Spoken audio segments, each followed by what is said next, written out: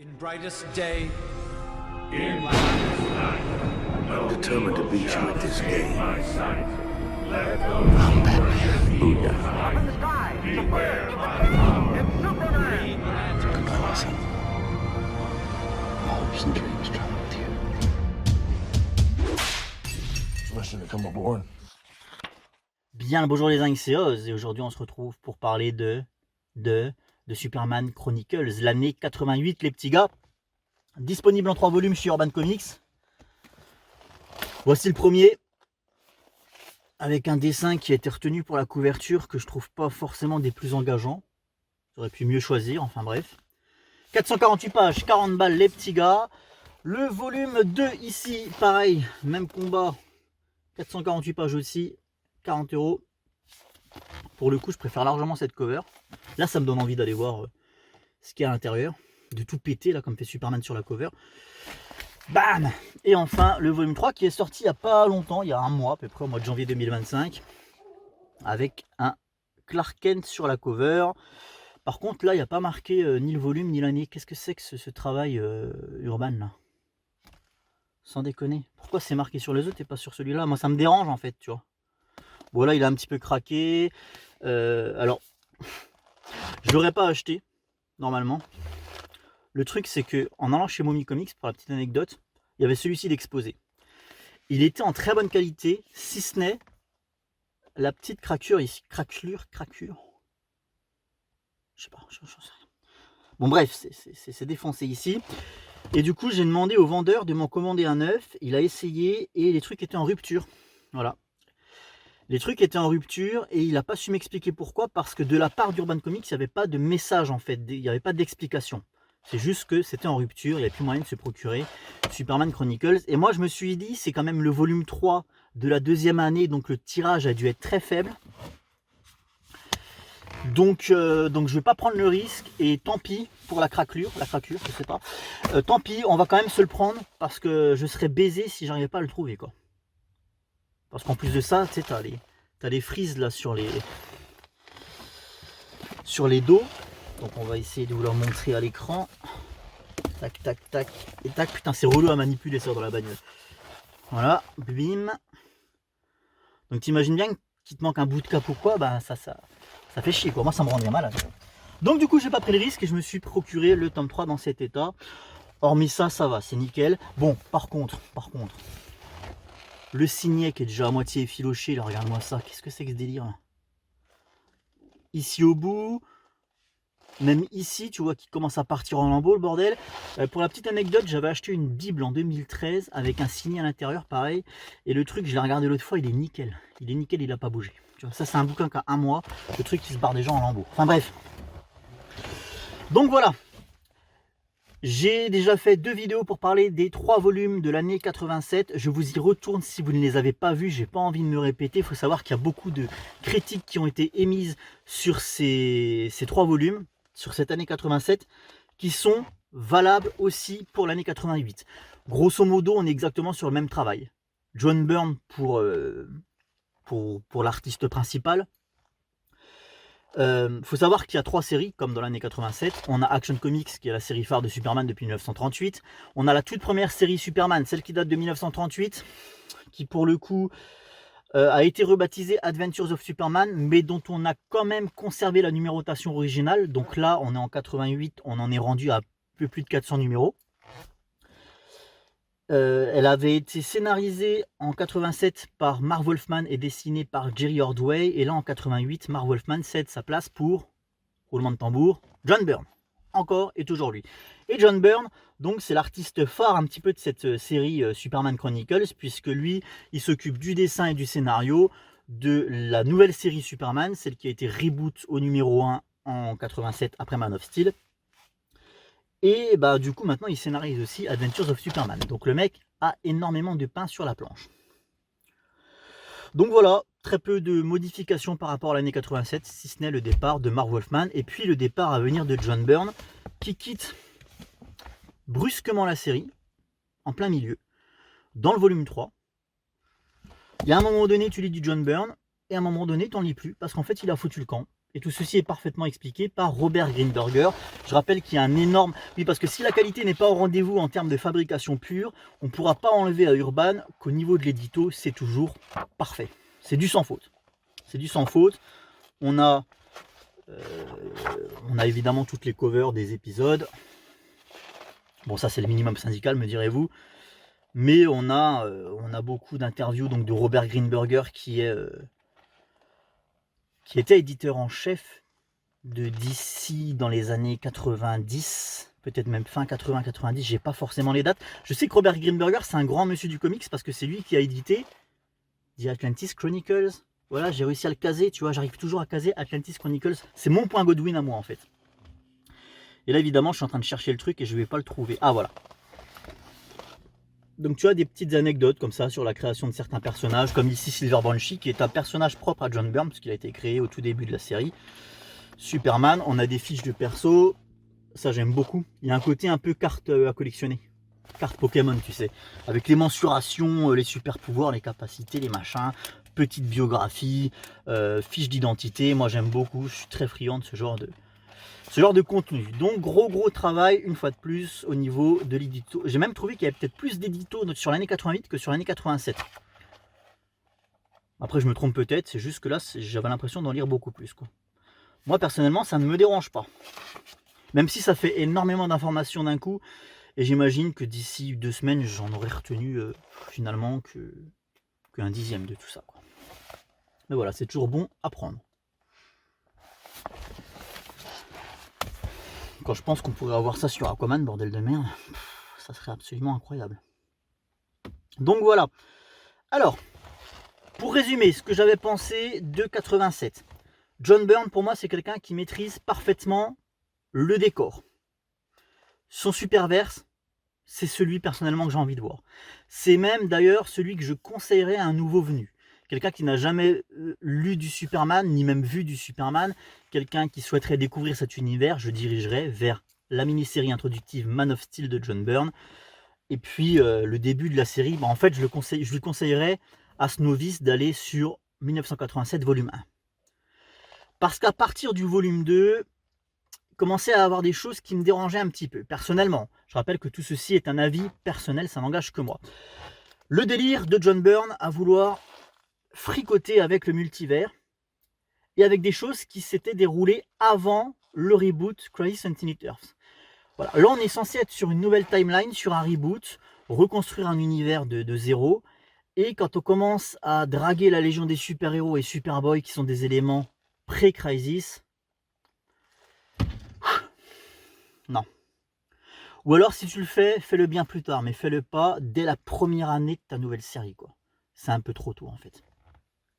Donc déjà, ça commençait un petit peu à me casser les couilles dès le volume 2. Dès cette histoire avec Superboy et la Légion, là. Et John Byrne remet le couvert ici, notamment dans le volume 3, en faisant revenir un personnage qui était censé être mort durant Crisis on Infinite Earths. Alors là, normalement, je suis pas censé vous spoil, mais bon... Voilà. C'est pas moi qui le dis, hein. J'imagine bien que c'est pas Catwoman. C'est pas la version à laquelle on pourrait penser, c'est une variation, mais quand même. Tout l'arc sur Supergirl, là, moi ça m'a débecté très clairement, et il y a une grosse partie dans le 3e volume de 88 qui m'a un peu saoulé pour cette raison. Bref, pour rester sur 87 et résumer ce que j'en ai pensé, très bel univers, très bonne ambiance, j'adore ces personnages, l'alchimie aussi qui est entre eux, les relations au sein du Daily Planet, les relations entre collègues. Donc en termes de décor, John Byrne maîtrisait parfaitement son sujet.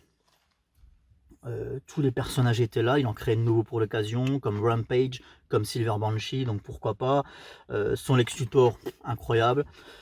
C'était pas son Lex Luthor, c'était le Lex Luthor imaginé par Marv Wolfman, mais voilà, c'est le Lex Luthor qui depuis est devenu canon, cette espèce d'homme d'affaires intouchable là, qui a toute la ville à ses pieds, donc c'est de là que ça date, hein.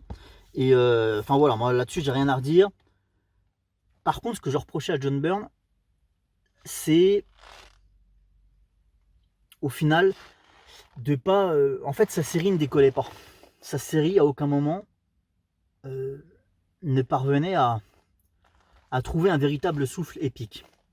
Alors je me disais, on est en 87, c'est la première année, laisse le temps, on verra. On verra ce qu'il fera sur l'année suivante. Mais c'est vrai que en fait, il se contentait d'enchaîner des épisodes avec à chaque fois une menace qui était affrontée et vaincue par Superman à la fin. Et puis l'épisode d'après, on recommençait avec une autre menace. Toujours Lex Luthor, tu sais, qui au fond d'une case se frottait les mains en expliquant que Superman, de toute manière, j'ai plus d'une corde à mon arc, tu ne pourras rien contre moi. J'ai toute la, toute la justice de cette ville à mon service. Sur 1 ou 2 épisodes, je veux bien, mais quand tu te manges une année complète, voilà, ça commence à devenir répétitif cette histoire. Et ça me rappelait à bien des égards la série animée Superman, l'ange de Métropolis. Alors moi j'adore cette série animée, j'ai rien contre. C'est juste que sur une série comme ça en continu, j'en attends un peu plus. Moi je voudrais des arcs beaucoup plus longs, en 6-7 épisodes peut-être, avec une menace persistante et conséquente. Et ça je l'ai pas eu. Ça je l'ai pas eu en 87 et je l'ai pas encore eu ici en 88. Donc ça c'est vraiment pour moi le premier point négatif du run de John Byrne. Et donc le deuxième, c'est cette propension qu'il a à toujours aller draguer du côté du multivers, et ça me fait chier aussi. Le gros point fort de John Byrne, c'est l'écriture de ses personnages. Il arrive à leur insuffler la vie, véritablement. Ils ont tous une personnalité qui leur est propre. Par contre, je parlais un petit peu de stagnation dans la relation qu'ils peuvent avoir, dans le sens où, je vais prendre un exemple. On a un triangle amoureux entre Clark Kent, Lois Lane et Cat Grant. Donc Cat Grant qui est c'est une folle dingo en fait. Elle est à moitié nymphomane alcoolique et en fait elle a envie de se faire clairement tringler par Clark Kent un bon coup quoi. Mais Clark il s'en bat les couilles parce que lui justement il l'aperçoit un petit peu comme cette nympho alcoolique et c'est pas le genre de gonzesse qui l'intéresse Clark. Tu vois, lui c'est un gars qui a été élevé à la campagne, il allait à la messe le dimanche avec Joe et Martha, donc voilà. Lui, il a un petit penchant évidemment pour Loïs. Mais Loïs, elle ne le considère que comme un collègue de bureau. Je dirais même plus un rival en fait. Donc il y a un côté un petit peu... il y a une amitié entre eux, mais il y a aussi une concurrence. Et Loïs, évidemment, elle est éperdument amoureuse de Superman. Elle n'a Dieu que pour lui. Donc ce triangle amoureux qu'on a pendant l'année 87, on l'a encore pendant l'année 88. C'est juste qu'il y a une petite modification qui est faite, c'est qu'il y a un des personnages qui dégage. Cat Grant, qui va perdre légèrement en exposition, mais quoi qu'il arrive, elle va sauter de ce triangle amoureux, elle va plus faire partie de l'équation. Parce qu'elle a compris clairement que Clark s'en bat les couilles, quoi. Elle va se rabattre d'ailleurs sur Jimmy, ce qui est d'autant plus malsain parce qu'on imagine que elle c'est une vieille rombière de 40-42 balais, tu vois, qui a un léger penchant pour le martini quand même. Et Jimmy, on apprend qu'il est très jeune en fait, il a 19 ans. 19 ans, bordel. Moi je le savais jeune, mais pas à ce point-là, quoi. Donc un gamin de 19 ans, tu sais, c'est limite le stagiaire qui apporte les cafés et qui se fait draguer par la vieille nympho du bureau, quoi. Voilà. Donc, Cat Grant, elle est remplacée par un personnage masculin qui est José Delgado et qui va venir s'immiscer dans ce triangle amoureux et qui va entretenir une relation assez étrange avec Lois Lane. Je vais pas trop en dire, mais je la trouve parfois malsaine cette relation. Tu as l'impression que Lois Lane, elle le prend en pitié, José. Parce que c'est un infirme et donc, ouais, je sais pas, c'est très étrange. Quoi qu'il arrive, la relation Clark Kent-Lois Lane n'évolue pas. On se croirait dans le Donnerverse, bordel de merde. Putain. Moi, vous savez, quand j'étais gamin, que je regardais les nouvelles aventures de Superman, Lois et Clark sur la 6, moi, je préférais quand Lois, quand elle savait pas que Clark était Superman. Je préférais parce que du coup, ça forçait Clark à utiliser ses super pouvoirs en cachette. Genre à faire des trucs comme ça. Voilà, ou aller se planquer dans les vestiaires du Daily Planet pour se changer en Superman. Ou, enfin voilà, il fallait pas que Lois le grille en train de se changer. Bah personne, mais surtout Lois, parce que Lois elle était constamment avec lui, c'était son binôme. Donc il était sans cesse obligé d'utiliser ses super pouvoirs en cachette. Et moi ça me faisait kiffer quand j'étais gamin. Par contre, avec le temps, voilà, j'ai mûri forcément. Et maintenant c'est un truc qui me casse les couilles. Voilà. J'en ai marre qu'on en fasse des caisses avec ça. Je préfère que Lois Lane sache directement, en fait, soit directement dans la confidence, ça va plus vite, on s'emmerde plus. D'autant plus que maintenir Lois Lane dans l'ignorance, ça fait d'elle un peu une abrutie, quoi. C'est incohérent avec le personnage.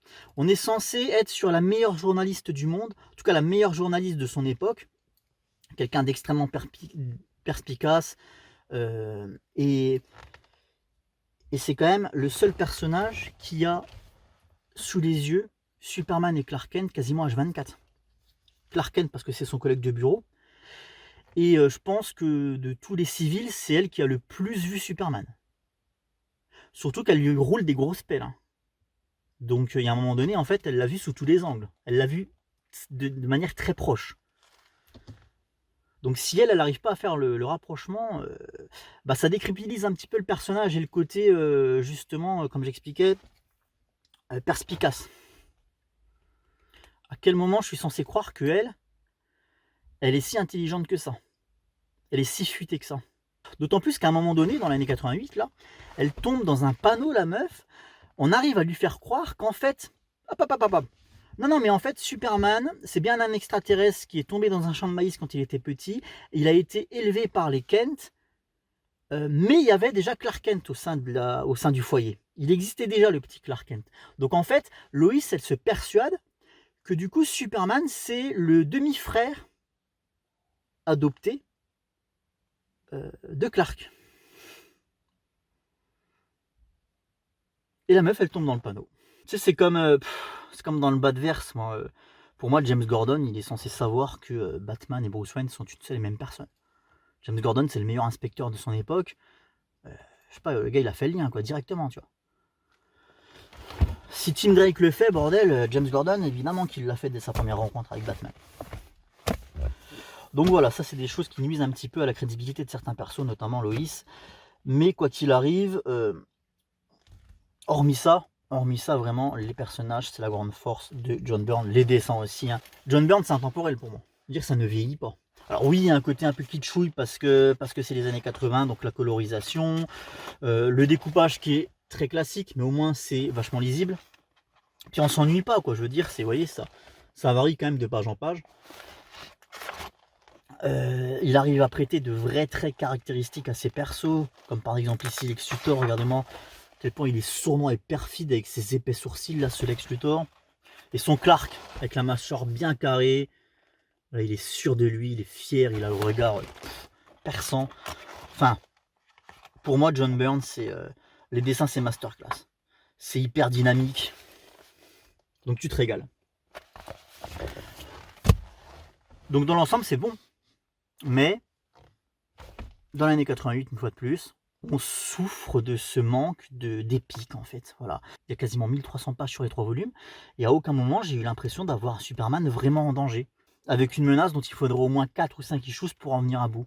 Je dirais presque que le Superman de John Byrne, il a un côté un peu street level. Dans le sens où, alors oui, par moment, il va aller affronter une menace extraterrestre dans l'espace, ok? Et puis bon, le dimanche après-midi, entre le poulet de Martha Kent et la sieste, s'il a 2 heures à tuer, il va peut-être aller au fin fond du désert du Kurak pour botter le cul d'un chef terroriste. Ok.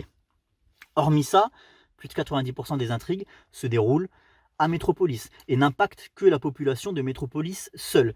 Donc en fait, ce Superman, il a vraiment un côté avant tout ange gardien de Metropolis. Et vous allez me dire, normal, connard, c'est sa ville. Je suis d'accord. Mais... en tout cas, c'est mon ressenti. On a moins la dimension d'un Superman qui veille sur l'intégralité de la planète, voire peut-être même plus. Il est quand même vachement centré sur Metropolis, ce Superman. C'est pour ça que je dis qu'il a un côté presque street level, comme Batman, c'est l'ange gardien de Gotham. Aquaman, il gère l'Atlantide et de temps en temps un peu ce qui se passe autour. Superman, il est focus sur Metropolis avant tout. Il y a moins le côté vraiment où... tu vois, mon image qui me vient en tête tout de suite, c'est le Superman de Bryan Singer qui va se mettre en satellite autour de la planète, puis qui sonde pour savoir où il faut aller en premier. Tu vois. Là, je l'ai moins. Un peu comme s'il était nerfé quelque part. Par contre, pas dans l'utilisation de ses super pouvoirs. Et ça, John Byrne s'en tire vraiment avec brio, je trouve, dans l'exploitation des super pouvoirs du perso. Il les met super bien en scène, et puis vraiment, il les utilise tous, quoi. C'est pas Zack Snyder, ça c'est clair. Hein.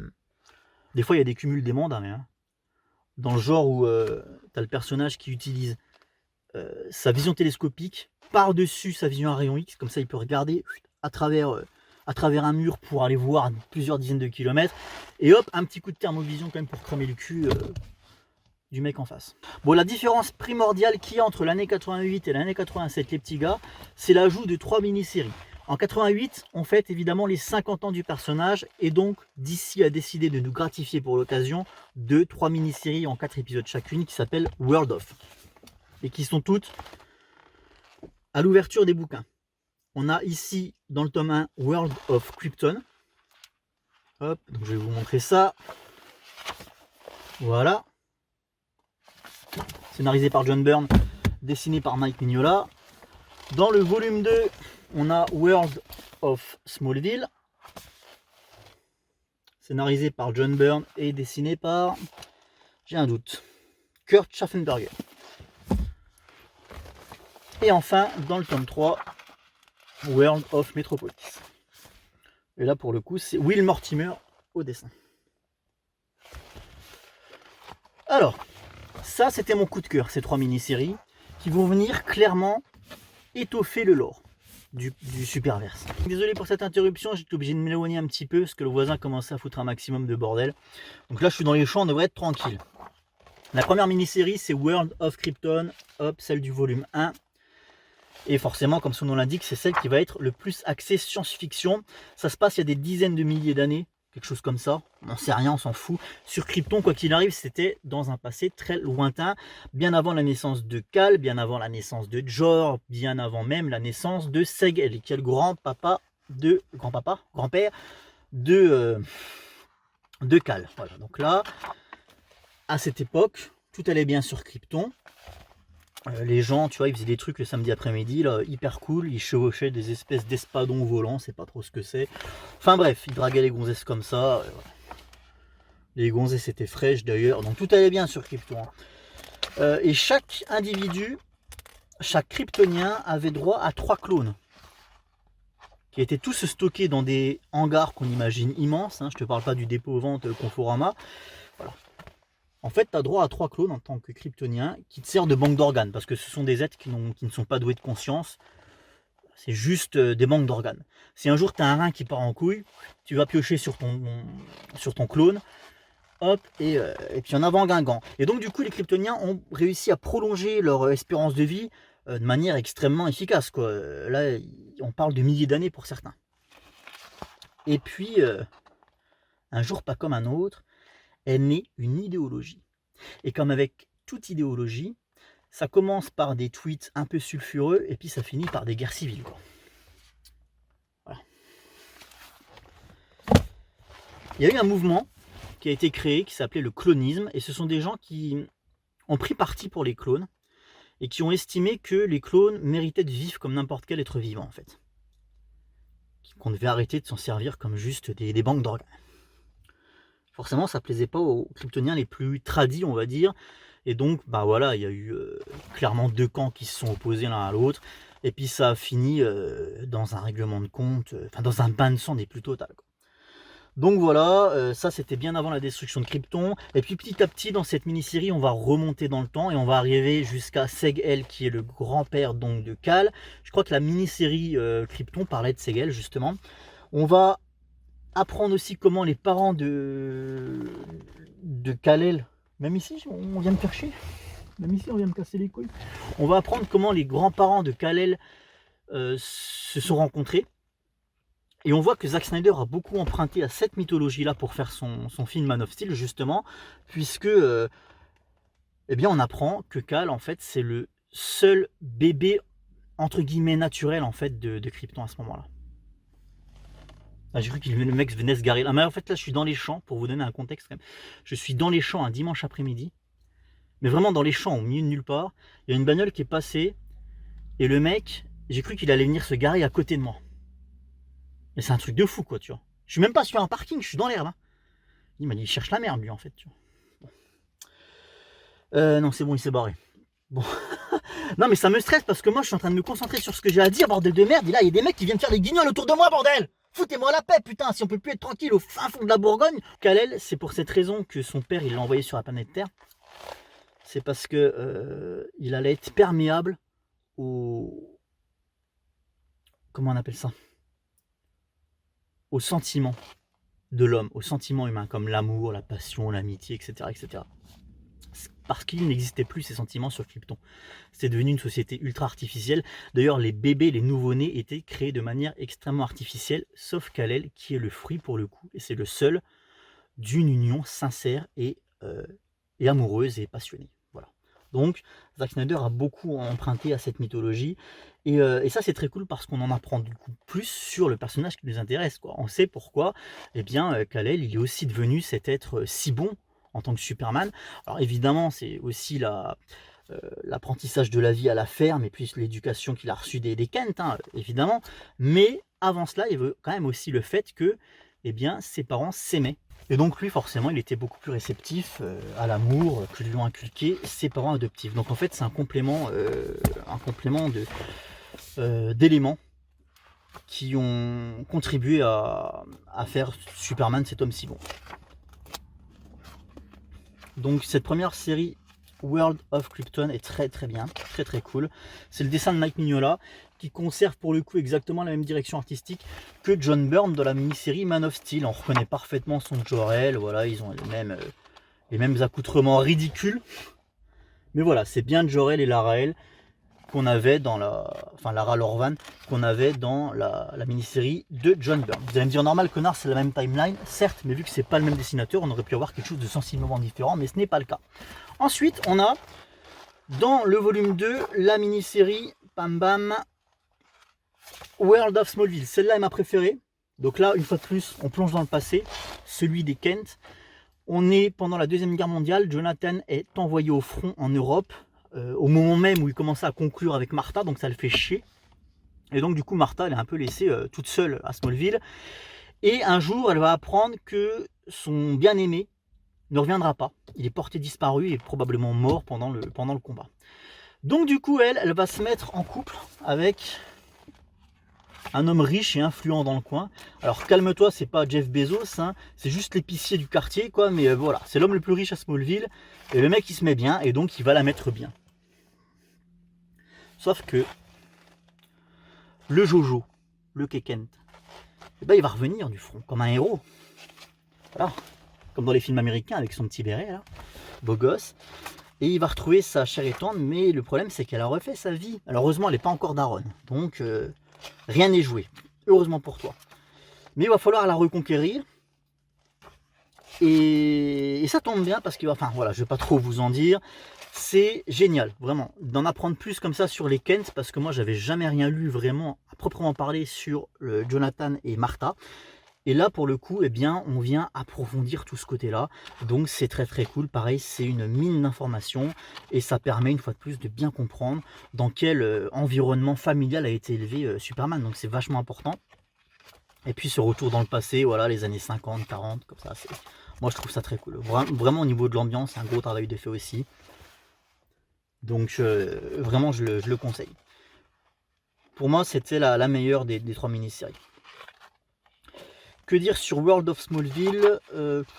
Oui, alors attention, parce que je vantais les mérites du travail d'Urban, et à juste titre, hein, sur l'édito. Le problème c'est qu'en fait ils sont tellement bons Urban sur l'édito qu'ils en sont venus à spoiler en fait justement World of Smallville. Donc je vous le dis, si vous n'avez pas encore lu le volume 1 de 1988 les petits gars, il y a un moment donné vous allez tomber sur une double page de présentation de personnages. Alors je vais essayer de vous la retrouver, mais là le temps file. Bref, bon, on a des pages comme ça de présentation de personnages comme j'expliquais, et il y a une double page qui est consacrée au couple Kent. Ne la lisez pas. J'insiste, ne la lisez pas dans le volume 1 de 88, parce qu'en fait, moi c'est ce que j'ai fait. Elle vient spoiler l'intrigue de World of Smallville. Tout. Elle vient tout vous spoiler. Donc moi, ça m'a clairement gâché la surprise. Pas le plaisir, mais la surprise, ça c'est clair. Donc voilà. J'aurais préféré qu'Urban, pour le coup, conserve cette double page, mais la mette après World of Smallville dans le volume 2. Ça aurait été beaucoup plus logique de faire comme ça. D'ailleurs, c'est ce qu'ils font généralement. Ils mettent les pages qui concernent les personnages après l'apparition du personnage, pas avant. Donc là, je comprends pas le délire d'avoir fait ça comme ça. Enfin bref. Et enfin, 3e et dernière mini-série pour fêter les 50 ans du personnage, qui est cette fois-ci World of Metropolis. Donc pareil, 4 épisodes. Là, on est sur le volume 3 pour le coup. Et celle-là, elle est très très bien aussi.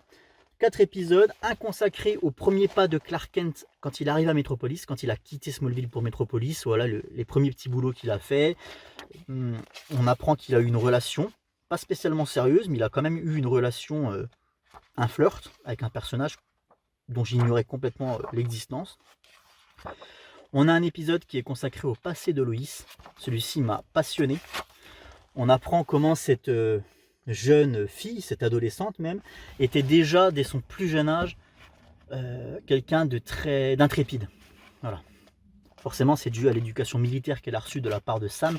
On a un épisode consacré à Jimmy Olsen et on apprend pourquoi Jimmy Olsen, eh bien, c'est ce petit con de privilégié. Parce que Jimmy Olsen, il a la fameuse montre qui lui permet d'appeler Superman à l'aide n'importe où il se trouve. Bref, je rappelle qu'il faut regarder cette vidéo en complément des deux que j'ai faites sur l'année 87 pour avoir vraiment mon avis le plus long, le plus détaillé, le plus complet, le plus fourni sur tous les Chronicles Superman qui sont sortis à ce jour. Voilà, donc les 6 premiers tomes, 3 de 87 et 3 de 88. Dans l'ensemble, pour résumer brièvement, parce que j'ai déjà tout dit, c'est très bien. Beau décor, personnage très bien écrit, attachant, passionnant pour certains d'entre eux. Bonne ambiance, même si sa métropolis à John Byrne, elle manque peut-être un petit peu de cachet. Peut-être un peu trop classique, tu vois. Dans le visuel, mais quoi qu'il arrive, l'ambiance est quand même très bien. Smallville s'est bien développé aussi, quoi. Je veux dire, on a World of Smallville, on a eu Man of Steel, donc pour le coup, on a vraiment... Moi qui suis très attaché à Smallville, parce que ça me ramène aussi, moi, à mes origines. Je suis pas né à Smallville, hein, mais je suis né dans une petite bourgade de Bourgogne. Donc l'adolescence, dans les champs, tout ça, je connais, tu vois. Donc moi, je suis très attaché vraiment au pan Smallville de Superman. Il y en a c'est plus Krypton, il y en a c'est plus Metropolis. Moi clairement je suis team Smallville. D'ailleurs j'adorais la série quand j'étais ado. Hein. Donc Smallville c'est très bien développé dans le run de John Byrne. Donc moi il y a vraiment des choses qui me plaisent beaucoup. Même ces super vilains, ils ont un côté un peu à l'ancienne old school. Tu vois, je pense notamment à Rampage. Même sa version de Brainiac là, très old school. C'est pas le Brainiac qu'on connaît. Hein. C'est une variation assez étrange. Il y a le Toyman, très intéressant aussi. Donc il y a vraiment un côté aussi un peu à l'ancienne, kitsch, mais avec beaucoup de charme de ces super vilains, John Byrne. Et puis le traitement épisode par épisode d'une nouvelle menace à chaque fois. Bon, ça aussi c'est un petit peu à l'ancienne. Donc dans l'ensemble, beau théâtre, mais peut-être un petit peu trop de simplicité en fait. La simplicité c'est bien, mais sur le long terme, ça devient lassant en fait. Voilà. Et j'aurais aimé des envolées, j'aurais aimé des arcs beaucoup plus conséquents, des menaces qui viennent de plus loin et avec des conséquences terribles et des conséquences vraiment sur le long terme, quoi. Il y a un personnage pour le coup qui subit les conséquences de ses actes, pour le coup, c'est le gangbuster, mais c'est peut-être le seul malheureusement en fait qui connaît une vraie évolution. Tous les autres ils stagnent, tu vois. Et ça c'est problématique pour moi. Et puis Lex Luthor, c'est bien marrant de le voir se frotter les mains en expliquant qu'il est intouchable, mais c'est pareil, à un moment donné, il faut le faire level up, tu vois. Voilà. Et ça, je ne l'ai pas non plus. Donc, malheureusement, on ne l'aura pas parce que John Byrne a foutu le camp. Je vais quand même aller sur la suite. J'ai hâte de voir ce que vont faire les successeurs de John Byrne. Peut-être que ça va prendre plus d'ampleur. Mais du coup, ça manque aussi de finale, forcément. Il n'y a pas ce côté final, arc final ou machin. C'est dommage. Vraiment, c'est mon plus grand regret sur tout ça, mais je suis quand même bien content d'avoir vécu cette expérience, d'avoir lu tout ça, même si je retiendrai pas tout, clairement. Bon, il y a pas mal d'histoires assez anecdotiques hein, aussi dans l'ensemble. Je pense notamment aux publications Action Comics. On aurait pu faire 100. Après, là, je comprends la volonté d'Urban d'avoir voulu vraiment tout mettre, de faire une vraie intégrale. Ok, mais c'est juste que ça alourdit peut-être un petit peu le contenu et c'est des choses qu'on retiendra pas. Il y a un crossover qui prend beaucoup trop de place, celui avec l'univers des Green Lantern. Alors moi j'ai rien contre les crossovers, attention, hein. C'est un univers partagé, j'en suis pleinement conscient. Mais là, ce qui m'embête un petit peu avec cette histoire des trackers, c'est qu'elle prend beaucoup trop d'importance dans le lore de Superman. Concernant des personnages que je ne spoilerai pas, qui sont très importants dans le lore de Superman. Et ça me dérange. Voilà, je pense que j'ai fait le tour hein, du proprio. Hein. Donc en fait, on retiendra de John Byrne que autant son superverse est maîtrisé, autant son storytelling est pas si passionnant. Voilà. Je vais sûrement me faire des ennemis parce que là, je m'attaque quand même à John Byrne. Mais j'assume. Merci à vous tous les petits gars d'avoir suivi cette vidéo et je vous dis à très bientôt pour de nouvelles aventures. Ciao les zingues.